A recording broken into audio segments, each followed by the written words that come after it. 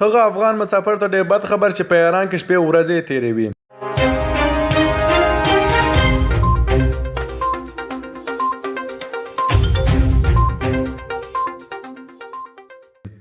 سلامونه ګران دوستان، دا ویډیو تر پایه پورې وګورئ. ویډیو مه مس کوئ. که چینل مې سبسکرایب کړئ، چینل ته سبسکرایب کړئ ضروري. دا ویډیو زیات له ملګرو سره شیر کړئ. ویډیو مه مس کوئ. ویډیو تر اخره پورې ضروري وګورئ.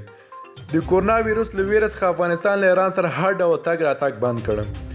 وروسته د دې چې د افغانستان د عامه روغتیا وزارت په هرات ولایت کې د کورونا ویروس د 3 مشکوکو پیښو د ثبتېدو خبر ورکړی، افغان حکومت ایران ته د لاندې مودې لپاره هر ډول تګ راتګ بند کړی دی. د عامه روغتیا وزارت وزیر فیروزالدین فیروز وایي تر اوسه په افغانستان کې د کورونا ویروس هیڅ کوم مثبت پیښه نه ده ثبت شوې، خو په هرات ولایت کې په دې تړاو 3 مشکوک تنه لیدل شوي دي. 13 ورځې نو رسنیو په هرات ولایت کې د کورونا ویروس پیښو ثبتېدو خبر ورکړی و، مګر وروسته دغه ولایت والي او روغتیایي چارواکو یاد خبرونه رد کړل. خو نوي راپورونه یو وار بیا د 3 مشکوکو ناروغانو خبر ورکوي. د تېرې یوې اونۍ راهیسې په ایران کې د کورونا ویروس په پراخ کچه خپور شوی.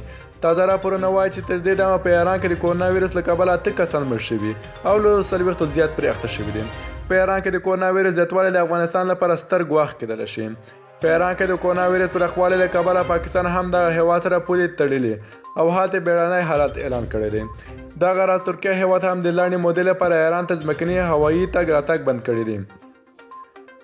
13 ورځ د روغتیا نړیوال سازمان مشر ویلي وو چې د کورونا ویروس په پراخه کچه خپرېدل ستر ګواښ کېدلی شي. د دې په مخنیوي کې موږ د امکاناتو له کمښت سره مخ یو. نړیوال د جدي ګامونه پورته کړي. د کورونا ویروس یا د پیښو په اړه د افغان حکومت ولسمشر اشرف غني او د ملي امنیت سلاکار حمدالله محب په مشرۍ نن د یکشنبې په ورځ غونډه ترسره شوه چې پکې د کورونا ویروس مخنیوي لپاره له ایران څخه د هر ډول تګ راتګ درولو پرېکړه وشوه. په یاده غونډه کې له ایران او پاکستان څخه د چرګانو او هګیو واردات درولو پرېکړه هم شوې ده. د عامه روغتیا وزیر فیروزالدین فیروز عامو خلکو ته سپارښتنه. فیروزالدین فیروز زیاتوي چې په مرکز او ولایتونو کې د کورونا ویروس د تشخیص او قرنطین لپاره بشپړ چمتووالی نیول شوی دی.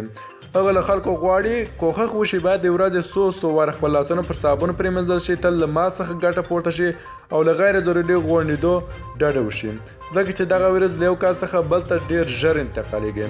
دغه راز په یاده غونډه کې د بهرنیو چارو وزارت ته حکم شوی تر څو په ایران کې خپل قونسلي خدمتونه محدود کړي او له ایران څخه وغواړي چې د افغانانو جبري ایستلو بهیر ودروي. د کورونا ویروس زیاتې پیښې له چین وروسته په جاپان کې ثبت شوي چې شمېر یې 270 تنو ته رسېږي. په سویلي کوریا کې د ټولو 8 کسانو شمېر 602 دانې دی. دغه راز په ایټالیا کې 9 کسان پرې دغه ویروس اخته شوي دي.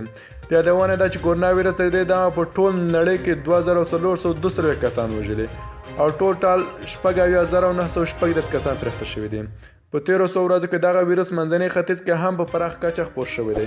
ګران دوستانو کې ویډیو مو خوښ شوی ویډیو سره شیر کړئ او چینل سره سبسکرایب کړئ او ویډیو سره لایک او زیات شیر کړئ چې ټول افغانان چې کوم په ایران کې ژوند کوي پرې خبر سي.